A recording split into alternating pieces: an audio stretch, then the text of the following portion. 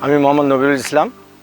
আমার বাসা হচ্ছে ৫ নং বালিয়া ইউনিয়ন, আমার গ্রাম কুমারপুর, জেলা ঠাকুরগাঁ। আমি ১৯৮০ সাল থেকে আলু চাষ করে আসতেছি। এবারও আলু চাষ করছি আমি ৭ একরের মতো।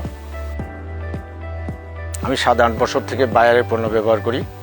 এবার বায়ারের একটা নতুন প্রোডাক্ট আসছে ভোলারে, সেটা এবার ব্যবহার করছি। ভোলারে ব্যবহার করার পরে আমার আলু জমিনে কোনো রোগ আসে নাই এবং ফলনও ভালো পাইছি। আমি ২ একর জমিতে আলু তুলছি, ভালো ফলন পাইছি। বাকিগুলোতেও আশা রাখি ভালো ফলন পাবো।